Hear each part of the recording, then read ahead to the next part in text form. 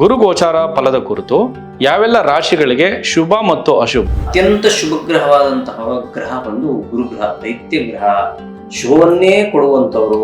ಒಳ್ಳೆ ಕ್ಷೇತ್ರದ ಸ್ಥಿತವಾಗಿದ್ರೆ ಜನ್ಮ ಜಾತಕದಲ್ಲಿ ಅದ್ಭುತ ಫಲವನ್ನು ಕೊಡ್ತಾರೆ. ನೀವು ಯಾರಾದ್ರೂ ಕೇಳಿ, ಒಂದು ಮದುವೆ ವಿಚಾರ ಆಗಿರ್ಬೋದು ಅಥವಾ ಒಂದು ಮುಂಜಿ ಮಾಡ್ಬೇಕು, ಏನೋ ಮನೆಯಲ್ಲಿ ಒಂದು ಸಣ್ಣ ಪೂಜೆ ಮಾಡ್ಬೇಕು ಅಂದ್ರೆ, ಸ್ವಾಮಿ ನನ್ನ ಮಗಳಿಗೆ ಗುರುಬಲ ಇದೆಯಾ ನೋಡಿ, ಒಂದು ವರನ್ ಹುಡುಕ್ಬೇಕು ಅನ್ಕೊಂಡಿದೀವಿ ಅಂತಾರೆ. ಮೇಷರಾಶಿಯವರಿಗೆ ಗುರುವಿನ ಬಲ ಇರೋದಿಲ್ಲ, ನೀವು ಸದಾ ಗುರುಗಳ ಸ್ಮರಣೆ ಮಾಡಲೇಬೇಕು. ವೃಷಭ ರಾಶಿಯವರು ಗುರುವಿನ ಬಲ ಕಳ್ಕೊಳ್ತಾರೆ. ಆದರೆ ಮಿಥುನ ರಾಶಿಯವರಂತೂ ಸರಿಸುಮಾರು 1.5-2 ವರ್ಷದಿಂದ ಸಾಕಷ್ಟು ಕಷ್ಟ ನಷ್ಟಗಳನ್ನು ಅನುಭವಿಸಿರ್ತಾರೆ. ಈಗ ಸದ್ಯಕ್ಕೆ ರಿಲೀಫ್ ಆಗುವಂಥದ್ದು. ಯಾರಿಗೆಲ್ಲ ಗುರುಬಲ ಕಮ್ಮಿ ಇದೆ ಅಂತ ಹೇಳ್ತಾ ಇದ್ದೀನೋ ಅವರೆಲ್ಲ ಗುರುವಿನ ಸ್ಮರಣೆ ಜೊತೆಗೆ ಈ ದೇವತೆಗಳ ಸ್ಮರಣೆ ಮಾಡಿದ್ದೆ ಅಂದ್ರೆ ಅದ್ಭುತ ಫಲವನ್ನು ಖಂಡಿತ ವೀಕ್ಷಕರ, ಈ ಸಂಜೆ ನ್ಯೂಸ್ನ ಇವತ್ತಿನ ವಿಶೇಷ ಕಾರ್ಯಕ್ರಮಕ್ಕೆ ಸ್ವಾಗತ. ನಾನು ಭಾಸ್ಕರ್ ತೋಟಗೆರೆ. ನಮ್ಮೊಂದಿಗೆ ಇವತ್ತಿನ ವಿಶೇಷ ಕಾರ್ಯಕ್ರಮದಲ್ಲಿ ಶ್ರೀ ಬಾಲಸುಬ್ರಹ್ಮಣ್ಯಂ ಗುರೂಜಿ ಅವರಿದ್ದಾರೆ. ಇವತ್ತಿನ ವಿಚಾರ ಏನೆಂದ್ರೆ, ಗುರು ಗೋಚಾರ ಫಲಗಳು, ಯಾವ ರಾಶಿಗೆ ಶುಭ, ಯಾವ ರಾಶಿಗೆ ಅಶುಭ, ಜೊತೆಯಲ್ಲಿ ಯಾವೆಲ್ಲ ರಾಶಿಗಳಿಗೆ ಮಿಶ್ರದಾಯಕ ಫಲಗಳಿದೆ, ಈ ಎಲ್ಲದರ ಕುರಿತಾಗಿ ಮಾತನಾಡೋದಕ್ಕೆ ನಮ್ಮೊಂದಿಗೆ ಇವತ್ತಿನ ನಮ್ಮ ಸ್ಟುಡಿಯೋದಲ್ಲಿ ಖ್ಯಾತ ಜ್ಯೋತಿಷಿಗಳಾದಂಥ, ವಾಸ್ತು ರತ್ನಶಾಸ್ತ್ರ, ಸಾಮುದ್ರಿಕ ಶಾಸ್ತ್ರ ಪ್ರವೀಣರಾದಂತ ಶ್ರೀ ಬಾಲಸುಬ್ರಹ್ಮಣ್ಯಂ ಗುರೂಜಿ ಅವರಿದ್ದಾರೆ. ಅವರನ್ನ ಕಾರ್ಯಕ್ರಮಕ್ಕೆ ಬರ್ಮಾಡ್ಕೊಂಡು ಸಾಕಷ್ಟು ವಿಚಾರ ಮಾತನಾಡ್ತಾ ಹೋಗೋಣ ಗುರು ಗೋಚಾರದ ಫಲದ ಕುರಿತು. ಗುರುಗಳಿಗೆ ತಮಗೆ ಕಾರ್ಯಕ್ರಮಕ್ಕೆ ಸ್ವಾಗತ. ಓಂ ಗಂ ಗಣಪತಿ ನಮಃ. ಓಂ ನಮೋ ಭಗವತೆ ವಾಸುದೇವಾಯ. ಓಂ ನಮಃ ಶಿವಾಯ. ಓಂ ಶ್ರೀ ಮಾತ್ರೇ ನಮಃ. ಓಂ ಸ್ವಾಮಿ ಶರಣಮಯ್ಯಪ್ಪ. ಗುರು ಬ್ರಹ್ಮ ಗುರು ವಿಷ್ಣು ಗುರುದೇವೋ ಮಹೇಶ್ವರ, ಗುರು ಸಾಕ್ಷಾತ್ ಪರಬ್ರಹ್ಮ, ತಸ್ಮೈ ಶ್ರೀ ಗುರುವೇ ನಮಃ. ನಮಸ್ಕಾರ ಗುರುಳೆ. ಈಗ ಮೊದಲಿಗೆ ಗುರುಳೆ, ಗುರು ಗೋಚಾರ ಫಲದ ಕುರಿತು ಯಾವೆಲ್ಲ ರಾಶಿಗಳಿಗೆ ಶುಭ ಮತ್ತು ಅಶುಭ, ಅದ್ರ ಜೊತೆಯಲ್ಲಿ ಯಾವೆಲ್ಲ ರಾಶಿಗಳಿಗೆ ಮಿಶ್ರದಾಯಕ ಫಲಗಳಿದೆ, ಅದ್ರ ಬಗ್ಗೆ ನಮ್ಮ ವೀಕ್ಷಕರಿಗೆ ತಿಳಿಸ್ಕೊಡೋದಾದ್ರೆ ಗುರುಳೆ. ನೋಡಿ, ನಾವು ಮೊಟ್ಟ ಮೊದಲನಾಗಿ ಗುರು ಅಂದ ತಕ್ಷಣ ನೈಸರ್ಗಿಕ ಶುಭಗ್ರಹ. ನೋಡಿ, ನಾವು ಶುಭಗ್ರಹ ಮತ್ತೆ ಅಶುಭ ಗ್ರಹಗಳನ್ನ 2 ರೀತಿಯಾಗಿ ವಿಂಗಡಣೆ ಮಾಡಿದ್ದೇವೆ. ಅದರಲ್ಲಿ ಶುಭಗ್ರಹ, ಅತ್ಯಂತ ಶುಭಗ್ರಹವಾದಂತಹ ಗ್ರಹ ಬಂದು ಗುರುಗ್ರಹ, ದೈತ್ಯ ಗ್ರಹ, ಶುಭವನ್ನೇ ಕೊಡುವಂತವರು. ಅವರು ಒಳ್ಳೆ ಕ್ಷೇತ್ರದ ಸ್ಥಿತವಾಗಿದ್ರೆ ಜನ್ಮ ಜಾತಕದಲ್ಲಿ ಅದ್ಭುತ ಫಲವನ್ನು ಕೊಡ್ತಾರೆ. ತಮ್ಮ ಸ್ವಕ್ಷೇತ್ರವಾಗಿರ್ಬೋದು, ಮಿತ್ರ ಕ್ಷೇತ್ರವಾಗಿರ್ಬೋದು, ಅಥವಾ ಉಚ್ಚ ಕ್ಷೇತ್ರವಾಗಿರ್ಬೋದು, ಅಥವಾ ಪುಷ್ಕರಾಂಶದಲ್ಲಿ ಸ್ಥಿತನಾಗಿದ್ರೆ ಗುರು ಅದ್ಭುತ ಫಲವನ್ನು ಕೊಡ್ತಾರೆ ಅಂತ ಹೇಳ್ತೇವೆ. ಆ ಕಾರಣದಿಂದ ಅತಿ ಮುಖ್ಯವಾಗಿರುವಂತದ್ದು ಗುರುವಿನ ಬಲ. ನೀವು ಯಾರಾದ್ರೂ ಕೇಳಿ, ಒಂದು ಮದುವೆ ವಿಚಾರ ಆಗಿರ್ಬೋದು ಅಥವಾ ಒಂದು ಮುಂಜಿ ಮಾಡ್ಬೇಕು, ಏನೋ ಮನೆಯಲ್ಲಿ ಒಂದು ಸಣ್ಣ ಪೂಜೆ ಮಾಡ್ಬೇಕು ಅಂದ್ರೆ, ಸ್ವಾಮಿ ನನ್ನ ಮಗಳಿಗೆ ಗುರುಬಲ ಇದೆಯಾ ನೋಡಿ, ಒಂದು ವರನ್ ಹುಡುಕ್ಬೇಕು ಅನ್ಕೊಂಡಿದೀವಿ ಅಂತಾರೆ. ಅದೇ ರೀತಿ ಒಂದೇನೋ ಒಂದ್ ಮನೇಲಿ ಒಂದು ಒಳ್ಳೆ ಶುಭ ಕಾರ್ಯ ಮಾಡ್ಬೇಕು, ನಮ್ಮ ಮನೇಲಿ ಯಾರ್ಗಾದ ಒಂದು ಗುರುಬಲ ಇದ್ರೆ ಹೇಳಿ, ಒಂಚೂರು ಏನೋ ಒಂದು ಒಳ್ಳೆ ಕೆಲಸ ಮಾಡ್ಬೇಕು ಅಂದ್ಕೊಂಡಿದೀವಿ ಅಂದ್ರೆ ಗುರುವಿನ ಬಲ ಅಷ್ಟು ಮುಖ್ಯವಾಗುತ್ತೆ. ಪ್ರತಿಯೊಬ್ಬ ವ್ಯಕ್ತಿಗೂ ಒಬ್ಬ ವ್ಯಕ್ತಿಗೂ ಸಹ ಗುರುವಿನ ಬಲ ಅಷ್ಟು ಮುಖ್ಯವಾಗುತ್ತೆ. ಗುರು ಹಿಂಗೂ ಹೇಳ್ಬೋದು, ಅಂದ್ರೆ ನಮ್ಮ ಆಡು ಭಾಷೆನಲ್ಲಿ ಹೇಳ್ತಾರಲ್ಲ, ಮುಂದೆ ಗುರಿ ಹಿಂದೆ ಗುರು ಇದ್ರೆ ಜಯ ಯಾವತ್ತು ಶತಸಿದ್ಧ ಅಂತ ಹೇಳಿ. ಎಂತ ಮಾತು, ಸತ್ಯವಾದ ಮಾತು. ಆ ಗುರು ಏನ್ ಮಾಡ್ತಾರೆ ಅಂದ್ರೆ, ವ್ಯಕ್ತಿ ಮುಂದೆ ನಿಂತಂತವನ್ನ ಗುರಿ ಮುಟ್ಟಿಸುವಂತದ್ರಲ್ಲಿ ಒಂದು ರೀತಿಯಾದಂತಹ ಪ್ರಮುಖ ಪಾತ್ರವನ್ನು ವಹಿಸಿರ್ತಾರೆ ಗುರು. ಇವನ್ ಹೆಂಗಾದ್ರೂ ಮಾಡಿ ಗುರಿ ಮುಟ್ಟಿಸ್ಬೇಕು ಅಂತ. ಆ ವ್ಯಕ್ತಿ ಯಾರು ಶಿಷ್ಯನಾಗಿರ್ತಾನೋ ಅವನ್ಗೆ ಏನ್ ಗೊತ್ತ ಧೈರ್ಯ, ನನ್ನ ಹಿಂದೆಗಡೆ ಗುರು ಇದ್ದಾನೆ ಅನ್ನೋ ಒಂದು ಧೈರ್ಯ. ಅದಕ್ಕೆ ನೀವೀಗ ಆಡು ಭಾಷೆ ಅಂದಿದ ತಕ್ಷಣ ಒಂದು ಒಳ್ಳೆ ವಾಕ್ಯ ಬಂತು. ಯಾವುದೇ ಒಂದು ಹಳ್ಳಿ ಕಡೆ ಹೋದಾಗ ಒಂದು ವಿಶೇಷವಾದಂತಹ ಪದವನ್ನು ಉಪಯೋಗಿಸ್ತಿದ್ರು. ಬಂದ್ಬಿಟ್ಟು ನಮ್ಮ ಹತ್ರ ಕೂತ್ಕೊಂಡು ಹಳೆ ಕಾಲದಲ್ಲಿ, ಸಮಯ ನಮ್ದು ಶನಿ ಗುರು ಹೆಂಗೈತ್ ನೋಡಿ ಅಂತ ಹೇಳ್ತಾ ಆಡ ಭಾಷೆಯಲ್ಲಿ ಬಹಳ ಒಂದು ಮುಗ್ಧ ಮನಸ್ಸಿನಿಂದ ಕೇಳ್ತಿದ್ರು. ನೀವು ಅಬ್ಸರ್ವ್ ಮಾಡ್ಬೇಕು, ನಮ್ದು ಶನಿ ಗುರು ಹೆಂಗೈತ್ ನೋಡಿ ಸಮಯ ಅಂತ 2 ಗ್ರಹಗಳು ಮಾತ್ರ ಕೇಳ್ತಿದ್ರು. ಶನಿ ಮಹಾತ್ಮರು ಅಂದಾಗ ಪಾಪಗ್ರಹ, ಗುರು ಅಂದಾಗ ಶುಭಗ್ರಹ. ಆದ್ರೆ ಶನಿ ಮಹಾತ್ಮರು ದೀರ್ಘಕಾಲವಾಗಿ ಸಂಚಾರ ಮಾಡುವಂತವ್ರು. ಗುರು ಏಕವರ್ಷ ಅಂತ ಒಂದೇ ಒಂದು ವರ್ಷ ಒಂದು ರಾಶಿಯಲ್ಲಿ ಸಂಚಾರ ಮಾಡುವಂಥದ್ದು. ಇದು ಇಷ್ಟು ಒಂದು ವಿಶೇಷ. ಆ 2 ಗ್ರಹಗಳ ಆಧಾರದ ಮೇಲೆ ಆಗಿನ ಕಾಲದಲ್ಲಿ ತುಂಬಾ ವಿಶೇಷವಾಗಿ. ಆದ್ರೆ ಈಗ ತುಂಬಾ ವಿಸ್ತಾರವಾಗಿ ಜ್ಯೋತಿಷ್ಯವೂ ಸಹ ಬೆಳೆದಿದೆ. ಆಗಿನ ಕಾಲದಲ್ಲಿ ಬೆಳೆದಿತ್ತು, ಅದನ್ನ ಸರಿಯಾಗಿ ನಾವು ಅರ್ಥ ಮಾಡ್ಕೊಂತಿರ್ಲಿಲ್ಲ. ಈಗ ಸಾಕಷ್ಟು ಸಂಶೋಧನೆ ನಡೀತಾ ಇದೆ. ಸಾಕಷ್ಟು ವಿಚಾರಗಳಲ್ಲಿ ಜ್ಯೋತಿಷ್ಯ ರಂಗದಲ್ಲೂ ಸಹ ವೈದ್ಯಕೀಯ ಜ್ಯೋತಿಷ್ಯ ನಡೀತಾ ಇದೆ. ಅದು ತುಂಬಾ ಯೂತ್ ಸಬ್ಜೆಕ್ಟ್ ಆಗಿದೆ. ಹಸ್ತ ಸಾಮುದ್ರಿಕ ಶಾಸ್ತ್ರದಲ್ಲೂ ಸಹ ವೈದ್ಯಕೀಯ ಸಾಮುದ್ರಿಕ ಶಾಸ್ತ್ರವೂ ಸಹ ಇದೆ. ಈ ರೀತಿಯಾದಂತಹ ಸಾಕಷ್ಟು ವಿಚಾರಗಳಿದೆ. ಇದೆಲ್ಲವೂ ಸಹ ಪ್ರಮುಖವಾಗಿ ನಮ್ಮ ವೀಕ್ಷಕರು ಅರ್ಥ ಮಾಡ್ಕೋಬೇಕು. ಜ್ಯೋತಿಷ್ಯ ಶಾಸ್ತ್ರವು ಸಹ ವೈಜ್ಞಾನಿಕ ಶಾಸ್ತ್ರವಾಗಿದೆ. ವೈಜ್ಞಾನಿಕಕ್ಕೂ ನಿಲುಕವಾದಂತಹ ಶಾಸ್ತ್ರ ಜ್ಯೋತಿಷ್ಯ ಶಾಸ್ತ್ರ ಅಂತ ಹೇಳಿದ್ರೆ ತಪ್ಪಾಗ್ಲಾರದು. ಇನ್ನ ನೀವು ಮೊದಲೇ ತಿಳಿಸ್ಕೊಟ್ಟಂಗೆ ಗುರುವು ಜೂನ್ ತಿಂಗಳಲ್ಲಿ ಅಂದ್ರೆ 1ನೇ ತಾರೀಕು ರಾತ್ರಿ, ಅದನ್ನ ನಾವು ರಾತ್ರಿಗಿಂತ ಸೂರ್ಯ ಉದಯದ ನಂತರ ಅಂತ ತೆಗೆದುಕೊಳ್ತೇವೆ. ಅಂದ್ರೆ 2ನೇ ತಾರೀಕಿಗೆ ಗಣನೆ ತಗೊಳ್ತೀವಿ. ಆ ದಿನ ಗುರುವಿನ ಸಂಚಾರ ಇದೆ. ಎಲ್ಲಿ ಅಂತ ಹೇಳಿದಾಗ ಮಿಥುನ ರಾಶಿಯಿಂದ ಕರ್ಕಾಟಕ ರಾಶಿ. ನೋಡಿ, 12 ವರ್ಷಗಳಿಗೆ ಒಂದು ಬಾರಿ ತನ್ನ ಉಚ್ಚ ಕ್ಷೇತ್ರಕ್ಕೆ ಸಂಚಾರ ಮಾಡುವಂಥದ್ದು ಈ ಕರ್ಕ ರಾಶಿಯಲ್ಲಿ ಗುರು. ಇದು ವಿಶೇಷವಾದಂತಹದ್ದು. ಗುರುವಿಗೆ ಒಂದು ಉಚ್ಚ ಕ್ಷೇತ್ರ ಅಂತ ಇರ್ತದೆ. ಉಚ್ಚ ಕ್ಷೇತ್ರವೇ ಕರ್ಕಾಟಕ ರಾಶಿ, ನೀಚ ಕ್ಷೇತ್ರವೇ ಮಕರ ರಾಶಿ, ಸ್ವಕ್ಷೇತ್ರವೇ ಧನುಸ್ಸು ಹಾಗೂ ಮೀನರಾಶಿ. ಈ ರಾಶಿಯಾಧಿಪತಿಯಾದಂತಹ ಗುರು ತನ್ನ ಉಚ್ಚ ಕ್ಷೇತ್ರಕ್ಕೆ 12 ವರ್ಷಗಳಿಗೆ ಒಮ್ಮೆ ಲಗ್ಗೆ ನೀಡುತ್ತಾರೆ. ಆ ಒಂದು ವಿಶೇಷವಾದಂತಹ ಸಂಚಾರದಿಂದ ಈ ವಚಕ್ರದಲ್ಲಿರುವಂತಹ 12 ರಾಶಿಯವರಿಗೆ ಯಾವ ರೀತಿ ಶುಭ, ಯಾವ ರೀತಿ ಅಶುಭ ಅನ್ನೋದನ್ನ ನಾವು ನೋಡೋಣ. ಇನ್ನು ತಿಳಿಸೋದಾದ್ರೆ ಪ್ರಮುಖವಾಗಿ 12 ರಾಶಿಗಳ ಪೈಕಿ ಈ ಗುರು ಗೋಚಾರ ಫಲದಲ್ಲಿ ಯಾರಿಗೆ ಶುಭ, ಯಾರಿಗೆ ಅಶುಭ, ಯಾವೆಲ್ಲ ರಾಶಿಗೆ ಶುಭ ಅಶುಭ, ಸೊ ಅದು ತಿಳಿಸ್ಕೊಡ್ಬೋದು. ಖಂಡಿತ. ನಾವು ಮೊದಲನೇ ರಾಶಿಯಲ್ಲಿ ತಕ್ಷಣ ಮೇಷರಾಶಿ ಬರ್ತದೆ. ಮೇಷರಾಶಿಯವರಿಗೆ ನೋಡಿ, ಈಗ 3ಯ ಭಾವದಲ್ಲಿ ಸಂಚಾರ ಮಾಡುವಂತಹ ಗುರು 4ಥ ಭಾವದಲ್ಲಿ ಸಂಚಾರ ಮಾಡ್ತಾರೆ. ಅದನ್ನ ಸುಖ ಭಾವ ಅಂತ ಹೇಳ್ತೀವಿ, ಮಾತೃಸ್ಥಾನ ಅಂತ ಸಹ ಹೇಳ್ತೀವಿ. ಆ ರಾಶಿಯಲ್ಲಿ ಸಂಚಾರ ಮಾಡ್ಬೇಕಾದ್ರೆ ಖಂಡಿತವಾಗ್ಲೂ ಅವ್ರಿಗೆ ಗುರುವಿನ ಬಲ ಇರೋದಿಲ್ಲ. ಆದರೂ ಸಹ ಆ ಒಂದು ರಾಶಿಯಿಂದ 4ಥ ಭಾವ ಸುಖ ಭಾವ ಆಗಿರೋದ್ರಿಂದ, ಮಾತೃಭಾವ ಆಗಿರೋದ್ರಿಂದ ಸ್ವಲ್ಪ ಮಟ್ಟಿಗೆ ಸಮಾಧಾನ. ಯಾಕಂದ್ರೆ ಇಲ್ಲಿ ಮೊದಲೇ ಮೇಷರಾಶಿಯವರಿಗೆ ಸಾಡೆ ಸಾತಿಯ ಪ್ರಭಾವ, ಏನೋ ಒಂದು ರೀತಿ ಗೊತ್ತಿಲ್ಲದೆ ಅವಘಡಗಳಾಗಿರ್ಬೋದು, ಸಣ್ಣ ಪುಟ್ಟ ಸಮಸ್ಯೆಗಳು ಅನುಭವಿಸ್ತಾ ಇರ್ತಾರೆ. ಗುರು 3ಯ ಕಮ್ಯುನಿಕೇಶನ್ ಭಾವದಿಂದ ಈಗ 4ಥ ಭಾವ ಸುಖ ಭಾವಕ್ಕೆ ಸಂಚಾರ ಮಾಡ್ತಾರೆ. ಸಣ್ಣ ಪುಟ್ಟ ಸಮಸ್ಯೆಗಳಿಂದ ದೂರ ಆಗುವಂತ ಸಾಧ್ಯತೆಗಳಿರ್ತದೆ. ಸಂಪೂರ್ಣವಾಗಿ ಗುರುವಿನ ಬಲ ಅಂತೂ ಖಂಡಿತ ಇರೋದಿಲ್ಲ. ಆ ಕಾರಣದಿಂದ ಮೇಷರಾಶಿಯವರಿಗೆ ಗುರುವಿನ ಬಲ ಇರೋದಿಲ್ಲ. ನೀವು ಸದಾ ಗುರುಗಳ ಸ್ಮರಣೆ ಮಾಡಲೇಬೇಕು, ಹನುಮಂತನ ಸ್ಮರಣೆ ಮಾಡಲೇಬೇಕು. ಈ 2 ದೇವರುಗಳ ಸ್ಮರಣೆ ಮಾಡ್ತಾ ಬಂದ್ರೆ ಗುರುವಿನ ಬಲವೂ ಇರ್ತದೆ, ಶನಿಯ ಬಲವೂ ಸಹ ಬರುತ್ತೆ ಅಂತ ಹೇಳ್ತದೆ ಶಾಸ್ತ್ರ. ಇನ್ನ ಮುಂದಿನ ರಾಶಿ ಅನ್ನೋದು ನೋಡೋದಾದ್ರೆ ವೃಷಭ ರಾಶಿ. ವೃಷಭ ರಾಶಿಯಲ್ಲಿ ಜನನವಾಗಿರೋರಿಗೆ ನೋಡಿ, ದ್ವಿತೀಯ ಸ್ಥಾನ, ವಾಕ್ಸ್ಥಾನ, ಕುಟುಂಬ ಸ್ಥಾನ ಅಂತ ಹೇಳ್ತೀವಿ. ಧನಸ್ಥಾನವೂ ಸಹ ಆ ಭಾವದಲ್ಲಿ ಸ್ಥಿತನಾದಂತಹ ಗುರು ಭಗವಾನನು ಈಗ 3ಯ ಭಾವದಲ್ಲಿ ಸಂಚಾರ, ಪರಾಕ್ರಮ ಭಾವದಲ್ಲಿ ಸಂಚಾರ ಮಾಡ್ತಾರೆ. ಆಗ ಗುರುವಿನ ಬಲ ಕಳ್ಕೊಳ್ತಾರೆ. ಯಾರೋ ವೃಷಭ ರಾಶಿಯವರು ಗುರುವಿನ ಬಲ ಕಳ್ಕೊಳ್ತಾರೆ.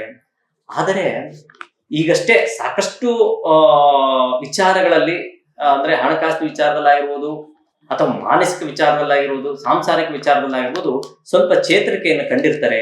ಆದರೆ 3ನೇ ವ್ಯಕ್ತಿಗಳಿಂದ ಮುಂದಿನ ಜೀವನದಲ್ಲಿ, ಅಂದ್ರೆ ಈ ಗುರುವಿನ ಬಲ ಕಳ್ಕೊಂಡ್ಮೇಲೆ 3ನೇ ವ್ಯಕ್ತಿಗಳಿಂದ ಸಂಸಾರದಲ್ಲಾಗಿರ್ಬೋದು ಅಥವಾ ಕೆಲಸ ಕಾರ್ಯಗಳಲ್ಲಾಗಿರ್ಬೋದು ಸ್ವಲ್ಪ ಸಮಸ್ಯೆನ ಅನುಭವಿಸುವಂಥದ್ದು, ಅಥವಾ ಅಣ್ಣ ತಮ್ಮಂದಿರಬಹುದು ಅಥವಾ ಸಹಪಾಠಿಗಳು, ಸಹೋದ್ಯೋಗಿಗಳಿಂದ ಸ್ವಲ್ಪ ಮಟ್ಟಿಗೆ ಕಿರಿಕಿರಿ ಅನುಭವಿಸುವಂತ ಸಾಧ್ಯತೆ ಇರುತ್ತೆ ವೃಷಭ ರಾಶಿಯವರು. ಪರಿಹಾರ ಖಂಡಿತವಾಗ್ಲೂ ಇದೆ. ನೀವು ಯಾರೆಲ್ಲ ವೃಷಭ ರಾಶಿಯಲ್ಲಿ ಜನನಾಗಿರ್ತಾರೋ ಹೆಣ್ಣು ದೇವರ ಸ್ಮರಣೆ ಮಾಡಬೇಕು.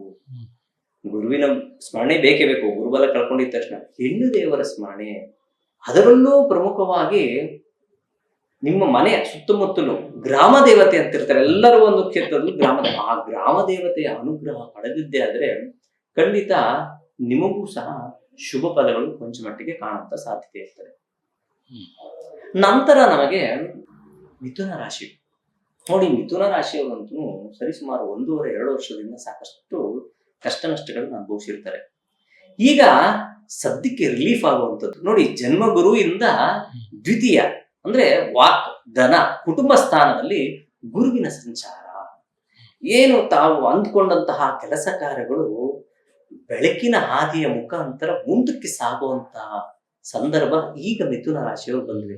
ದ್ವಿಸ್ವಭಾವ ರಾಶಿ, ದ್ವಿಸ್ವಭಾವ, 2 ಮನಸ್ಸುಗಳನ್ನು ಹೊಂದಿರುವಂತದ್ದು ಮಿಥುನ ರಾಶಿ. ಆ 2 ಮನಸ್ಸುಗಳಿಂದ ಇವಾಗ ಏಕಾಗ್ರತೆ ಬಂದು ಜೀವನವನ್ನು ಮುಂದೆ ಸಾಗಿಸುವಂಥದ್ದು, ಕೆಲಸ ಕಾರ್ಯಗಳಲ್ಲಿ ಏಕಾಗ್ರತೆ ಹೆಚ್ಚಾಗುವಂಥದ್ದು, ಕೌಟುಂಬಿಕ ವಿಚಾರದಲ್ಲಿ ಏನೋ ಒಂದು ಶುಭ ಕಾರ್ಯಗಳು ನಡೆಯುವಂಥದ್ದು, ಏನೋ ಹಣಕಾಸಿನ ವಿಚಾರದಲ್ಲಿ ತುಂಬಾ ಗೊಂದಲ ಇರ್ತದೆ, ಅದು ಸಹ ಸಿಗುವಂಥದ್ದು. ಈ ರೀತಿಯಾದಂತ ಒಂದು ಶುಭ ಗಳಿಗೆ ಅಂತ ಇರೋದ ಅದು ಮೂಡ್ ಬಂದುವಂತ ಸಂದರ್ಭ ಈ ವರ್ಷ ಇದೆ. ಖಂಡಿತವಾಗ್ಲೂ ಮಿಥುನ ರಾಶಿಯವರಿಗೆ ಗುರುವಿನ ಬಲ ಯಥೇಚ್ಛವಾಗಿದೆ. ತದನಂತರ ಕರ್ಕಾಟಕ ರಾಶಿ ನೋಡಿ, ಕರ್ಕಾಟಕ ರಾಶಿಯಲ್ಲಿ ಜನನವಾಗಿರುವವರಿಗೆ ಜನ್ಮಗುರು, ಜನ್ಮದಲ್ಲಿ ಗುರು ಬಂದಾಗ ಏನು ವಿಶೇಷತೆ ಅಂದ್ರೆ ಸುಮ್ಮನೆ ತಿರುಗಾಟ ಆಗ್ತಾ ಇರ್ತದೆ. ಯಾವ ಕೆಲಸ ಕಾರ್ಯಗಳು ಆಗೋದಿಲ್ಲ, ಅಂದ್ಕೊಂಡಂತಹ ಕೆಲಸ ಕಾರ್ಯ ನಿಧಾನ ಆಗುವಂಥದ್ದು. ಮೊದಲೇ 12ನೇ ಮನೆಯಲ್ಲಿ ಇದ್ದಂತಹ ಗುರು ಅಂದ್ರೆ ಸಾಕಷ್ಟು ಕಷ್ಟ, ಅಂದ್ರೆ ಲಾಸ್ ಮಾಡ್ಕೊಂಡಿರ್ತಾರೆ. ಆರೋಗ್ಯ ಲಾಸ್ ಆಗಿರ್ಬೋದು, ಹಣಕಾಸಿನ ವಿಚಾರದಲ್ಲಿ ಲಾಸ್ ಆಗಿರ್ಬೋದು, ಕುಟುಂಬದಲ್ಲಿ ಲಾಸ್. ಆ ಲಾಸಿನಿಂದ ಇವಾಗ ಏನಾಗಿರ್ತಾರೆ ಅಂದ್ರೆ ಜನ್ಮ ಗುರು ಸ್ಥಾನದಲ್ಲಿದ್ದಾಗ ನಳಮಹಾರಾಜನು, ರಾಮರು ಎಲ್ಲರೂ ಸಹ ಸಾಕಷ್ಟು ಸಮಸ್ಯೆಗಳನ್ನ ಅನುಭವಿಸಿದರೆ. ಹಾಗಂತ ಹೇಳ್ಬಿಟ್ಟು ಖಂಡಿತ ಭಯ ಪಡಿಸ್ತಾ ಇಲ್ಲ, ನಾನು ಅಲರ್ಟ್ ಆಗಿಡಿ ಅಂತ ಹೇಳ್ತಾ ಇದ್ದೀನಿ. ಅದಕ್ಕೆ ಪರಿಹಾರವೂ ಸಹ ನಾನು ತಿಳಿಸ್ಕೊಡ್ತೀನಿ. ಖಂಡಿತವಾಗ್ಲು ಯಾರೆಲ್ಲ ಕರ್ಕಾಟಕ ರಾಶಿಯಲ್ಲಿ ಜನನವಾಗಿರುವರು ಸಂಪೂರ್ಣವಾಗಿ ಗುರುವಿಗೆ ಶರಣನಾಗಿ ಸಂಪೂರ್ಣವಾದಂತಹ ಶುಭಫಲಗಳು ಕಾಣ್ತೀರಾ. ಅದರೊತ್ತಿಗೆ ಅದು ಜಲತತ್ವ ರಾಶಿ ಆಗಿರೋದ್ರಿಂದ ಗಂಗೆಯ ಒಂದು ಸ್ಮರಣೆ ಮಾಡಿ, ಹೆಣ್ಣು ದೇವರ ಒಂದು ಸ್ಮರಣೆ ಮಾಡಿ, ಖಂಡಿತ ಉತ್ತರೋತ್ತರ ಅಭಿವೃದ್ಧಿ ನಿಮಗೆ ಕಟ್ಟಿಟ್ಟ ಬುತ್ತಿ, ಚಿಂತೆ ಮಾಡುವಂತದ್ದೇ ಇಲ್ಲ.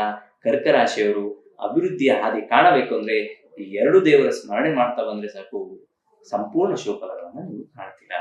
ಇನ್ನು 4 ರಾಶಿಯವರ ಕುರಿತು ಒಂದು ರೀತಿ ಮಿಶ್ರದಾಯಕ ಫಲದ ಕುರಿತು ಮಾತನಾಡಿದ್ರಿ ಅಂತ ಅನ್ಸುತ್ತೆ ನನ್ನ ನಾಲೆಡ್ಜ್ ಪ್ರಕಾರ. ಇನ್ನು ಮುಂದಿನ ರಾಶಿ ಸಿಂಹ ರಾಶಿ. ಸಿಂಹ ರಾಶಿ ಅಂದ್ರೆ ಅದೊಂದು ಲೀಡರ್ಶಿಪ್ ರೀತಿ. ಸೊ ಅವರ ಗೋಚಾರ ಫಲ ಬಗ್ಗೆ ಕೊಡೋದಾದ್ರು ಒಳ್ಳೇದು. ನೋಡಿ, ನೀವೇ ತಿಳ್ಕೊಂಡಿದ್ರೆ ಅದಕ್ಕೆ ಸಿಂಹ ಅಂದಿದ ತಕ್ಷಣ ನಾನತ್ವ ಅನ್ನುವಂಥದ್ದು ಇರುವಂಥದ್ದು, ರಾಜನನ್ನು ತೋರಿಸುವಂತಹ ರಾಶಿ ಸಿಂಹ ರಾಶಿ. ಈ ಸಿಂಹ ರಾಶಿಗೆ ಏನಾಗ್ತಾ ಇದೆ ಅಂದ್ರೆ ವ್ಯಯಭಾವದಲ್ಲಿ ಗುರುವಿನ ಸಂಚಾರ ಆಗುತ್ತೆ. ಇಷ್ಟು ದಿವಸದ ತನಕ ಗುರುವಿನ ಬಲ ಲಾಭಭಾವದಲ್ಲಿ ಇದ್ದಂತಹ ಗುರು 12ನೇ ಭಾವಕ್ಕೆ ಬರ್ತಾರೆ. ರಾಜಕೀಯ ರಂಗದಲ್ಲಿದ್ದವ್ರಿಗೆ ಸ್ವಲ್ಪ ಹುಷಾರಾಗಿರ್ಬೇಕು. ಯಾರೆಲ್ಲ ಸಿಂಹ ರಾಶಿಯಲ್ಲಿ ಜನವಾಗಿರ್ತಾರೋ ರಾಜಕೀಯ ರಂಗದಲ್ಲಿದ್ದವ್ರಿಗೆ ಸ್ವಲ್ಪ ಹುಷಾರಾಗಿರ್ಬೇಕು ಅನ್ನೋದು ಸೂಚಿಸುತ್ತೆ. ಅದ್ರ ಒಟ್ಟಿಗೆ ಧರ್ಮ ಕಾರ್ಯಗಳಿಗೆ ಹೆಚ್ಚಿನ ಖರ್ಚಾಗುವಂಥದ್ದು. ಅಯ್ಯೋ, ಅವ್ರು ಯಾರೋ ಮದ್ವೆಗೇನೋ ಕೇಳಿದ್ರು, ಒಂದ್ ಮಾಂಗಲ್ಯ ಮಾಡಿಸ್ಕೊಟ್ಟೆ. ಅವ್ರು ಯಾರೋ ಒಂದ್ ದೇವಸ್ಥಾನ ಕಟ್ತಾ ಇದಾರೆ ಅಂದ್ರು, ಆ ದೇವಸ್ಥಾನಕ್ಕೆ ಸ್ವಲ್ಪ ಏನೋ ಇಟ್ಟಿಗೆಗಳು ಅನುಕೂಲ ಮಾಡಿಕೊಟ್ಟೆ. ಈ ರೀತಿಯಾದಂತಹ ಧರ್ಮ ಕಾರ್ಯಗಳಿಗೆ ಹೆಚ್ಚಿನ ಖರ್ಚಾಗುವಂತ ಸಾಧ್ಯತೆ ಇರ್ತದೆ. ಅದರೊಟ್ಟಿಗೆ ಸ್ವಲ್ಪ ನಿದ್ರಾಹೀನತೆ, ಸ್ವಲ್ಪ ನಿದ್ರೆ ಭಂಗ ಬರುವಂತ ಸಾಧ್ಯತೆಗಳು ಸಹ ಇರ್ತದೆ ಸಿಂಹರಾಶಿಯವರಿಗೆ.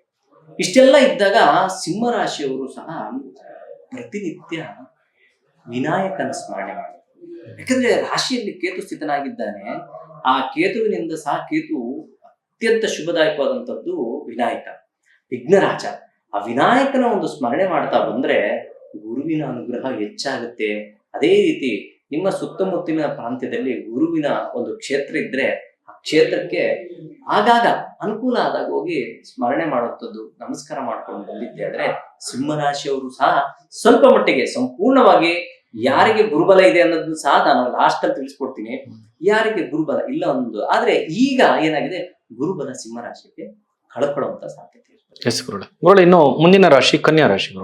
ನೋಡಿ, ಕನ್ಯಾ ರಾಶಿ ಪಾತಾಳ ರಾಶಿ ಅಂತ ಹೇಳ್ತೀವಿ, ಭೂತತ್ವ ರಾಶಿ ಅಂತ ಹೇಳ್ತೀವಿ. ತುಂಬಾ ಯೋಚನೆ ಮಾಡೋದು. ನೀವು ಕನ್ಯಾ ರಾಶಿಯವ್ರು ನೋಡಿ, ಒಂದ್ ಅಟೆಂಪ್ಟ್ ಅಲ್ಲಿ ಯಾವ ಕೆಲಸಗಳು ಮಾಡಲ್ಲ, 2-3 ತರ ಪ್ಲಾನ್ ಮಾಡ್ತಾ ಇರ್ತಾರೆ. ಏನೋ ಅದನ್ನ ಮಾಡ್ಬಿಡೋಣ, ಹಿಂಗ್ ಮಾಡ್ಬಿಡೋಣ ಅಂತ ತುಂಬಾ ಪ್ಲಾನ್ಸ್ ಚೆನ್ನಾಗಿರ್ತದೆ.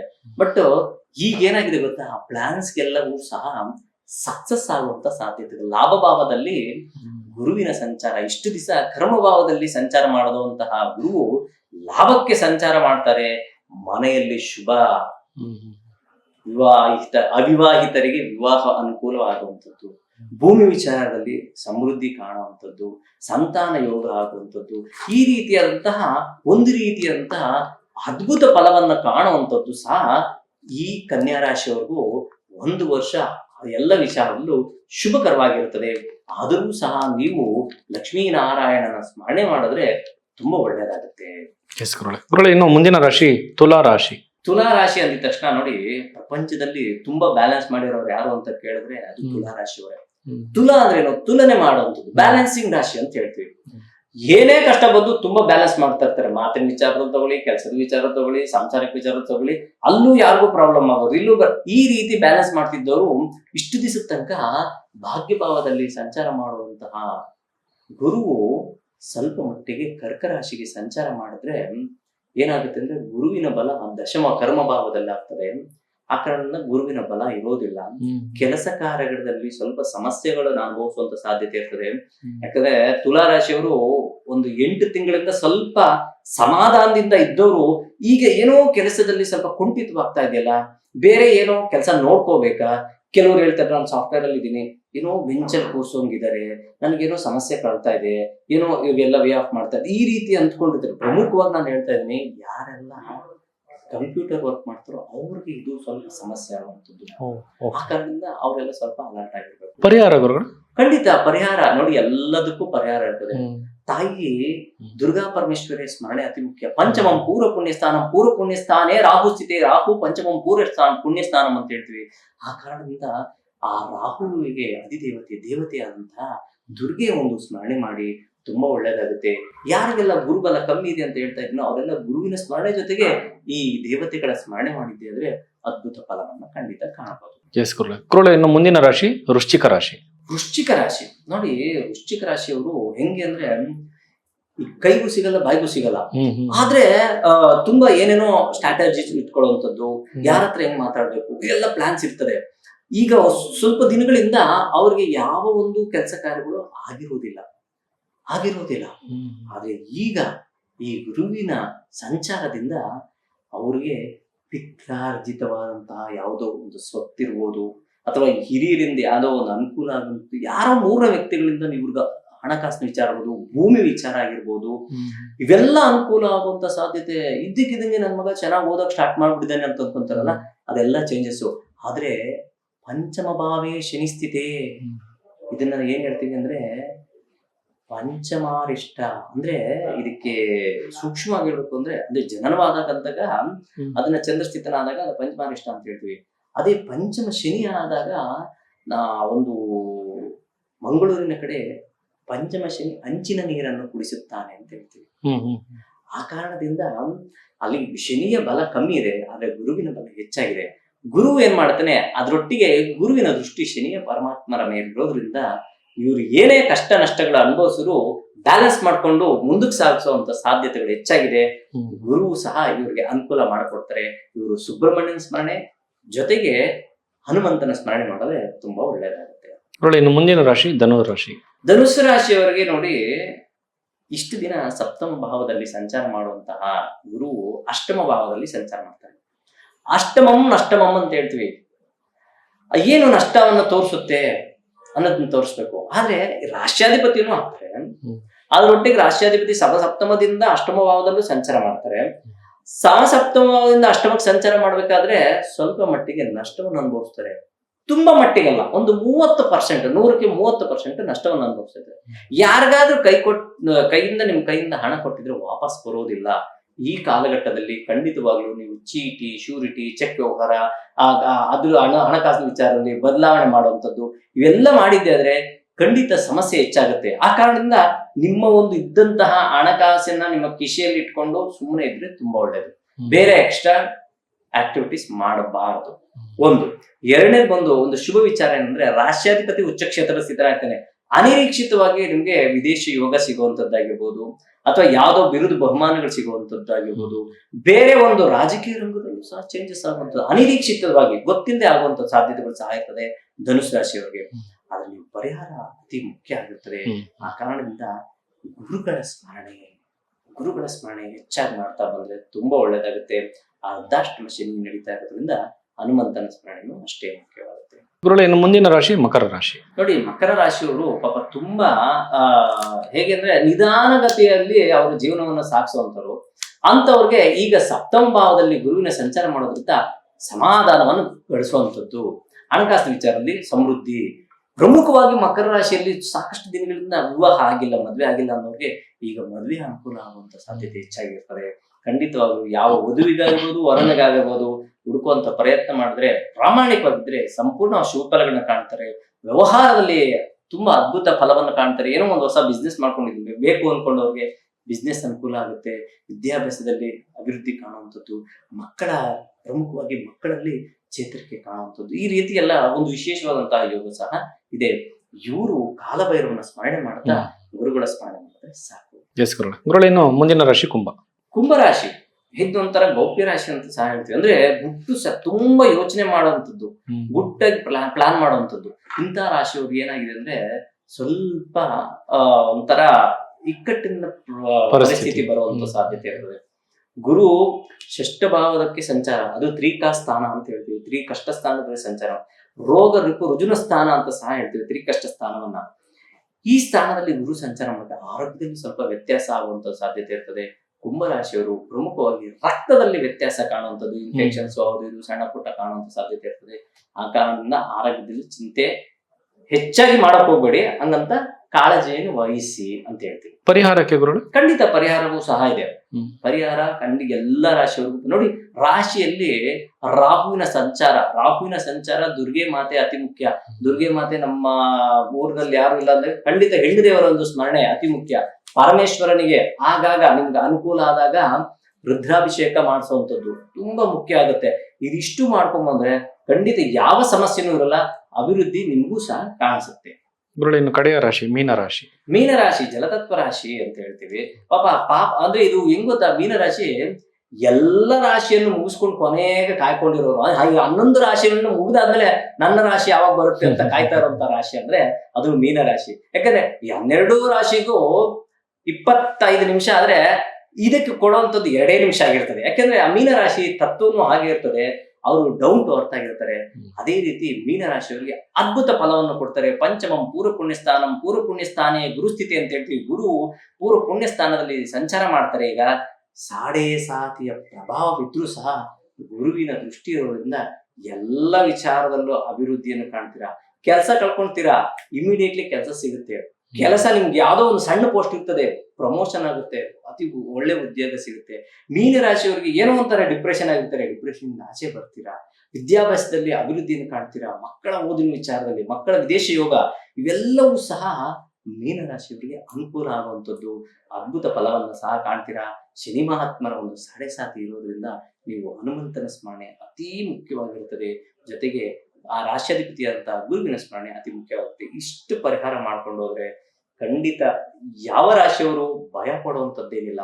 ಗುರುವಿನ ಬಲ ಇಲ್ಲ ಅಂದಿದ ತಕ್ಷಣ ನಾವೇನಪ್ಪ ನಮ್ ಗುರುಬಲ ಇಲ್ಲ ಅಂತ ಭಯ ಪಡಬೇಡಿ. ಗುರುವಿನ ಸ್ಮರಣೆ ಮಾಡಿ ನೋಡಿ, ಯಾವ್ದು ನಮ್ಮ ಹತ್ರ ಇಲ್ವೋ ಅದ್ರ ಹಿಂದೆ ನಾವು ಹೋದ್ರೆ ಅದು ನಮಗ್ ದಕ್ಕತ್ತೆ ಅಲ್ವಾ.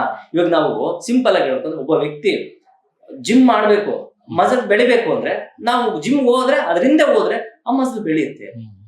ನಮ್ಗೆ ಹೊಟ್ಟೆ ಹಸಿದೆ ಅಂದ್ರೆ ಊಟದಿಂದ ಹೋದ್ರೆ ನಮ್ಗೆಲ್ಲ ಊಟ ಒಂದ್ ಕಡೆ ದೇವ್ರು ಉತ್ಸನೆ. ಅದೇ ರೀತಿ ಗುರುವಿನ ಬಲ ಇಲ್ಲ ಅಂದಾಗ ಗುರುವಿನ ಸ್ಮರಣೆ ಮಾಡಿ, ಗುರು ನಿಮ್ಮ ಒಟ್ಟಿಗೆ ಇರ್ತಾನೆ. ಸದಾ ಎಲ್ಲ ವಿಚಾರಲ್ಲೂ ಶುಭ ಫಲಗಳನ್ನ ನೀವು ಕಾಣ್ತೀರಾ. ಎಸ್ ಗುರುಗಳೇ, ಇಷ್ಟೊತ್ತು 12 ರಾಶಿಗಳ ಗುರು ಗೋಚಾರದ ಫಲದ ಕುರಿತು ಸಾಕಷ್ಟು ವಿಚಾರಗಳನ್ನ ನಮ್ಮ ವೀಕ್ಷಕರಿಗೆ ತಾವು ತಿಳಿಸ್ಕೊಟ್ರಿ. ತಮಗೆ ಧನ್ಯವಾದಗಳು ಗುರುಗಳೇ. ಎಲ್ಲರಿಗೂ ಶುಭವಾಗಲಿ. ಎಲ್ಲ ಪ್ರಪಂಚದಲ್ಲಿರೋ ಪ್ರಾಣಿ ಪಕ್ಷಿ ಜೀವರಾಶಿ ಸಸ್ಯಚರ ಜಲಚರ ಎಲ್ಲರೂ ಚೆನ್ನಾಗಿರ್ಲಿ ಅಂತ ಭಾವಿಸೋಣ. ಎಲ್ಲರೂ ಸಮಾನ ಮನಸ್ಕರಾಗಿ ಜೀವನ ಮಾಡೋಣ. ಎಲ್ಲರಿಗೂ ನಮಸ್ಕಾರ.